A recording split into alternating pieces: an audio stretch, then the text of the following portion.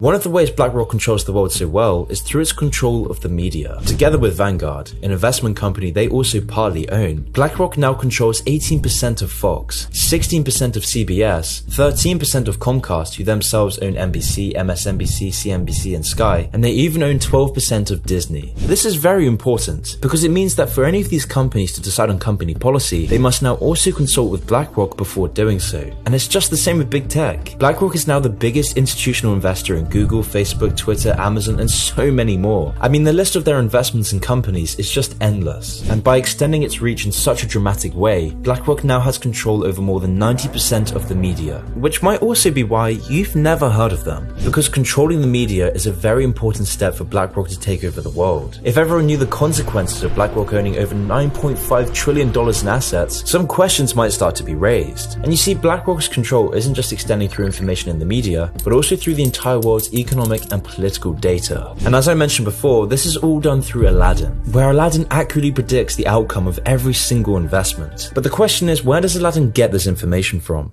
Well, that's where things become very jarring. You see, because of BlackRock's ownership of banks, insurance companies, social media giants, and even pension funds, Aladdin now possesses huge amounts of personal data on everyone. Everyone who has ever knowingly or unknowingly given BlackRock money. And with such a powerful tool under their arsenal, everyone now wants a piece of the pie. And by controlling this much data, BlackRock now controls governments, because BlackRock can use this data to sway companies and even government decisions. For example, BlackRock successfully lobbied to get a contract to manage the EU's regulation of banks. However, this backroom deal is now being investigated as BlackRock themselves own the banks they should be regulating. And this is just one of the many examples of these sorts of actions. A 2016 study in the Journal of Finance documented that investment companies like BlackRock show, quote, widespread behind-the-scenes intervention in the companies that they own stakes in. And this problem only gets worse as BlackRock owns stakes in nearly all major publicly traded companies. And now with our current recession, BlackRock is buying as much homes and real estate as possible, causing regular house prices to skyrocket. BlackRock profits when a society doesn't own their homes but rents, because BlackRock can squeeze even more money out of the economy through mortgaging off these artificially inflated homes. But this whole situation becomes even more sinister when you realize BlackRock's power is now being compromised by other actors. For example, in August 2020,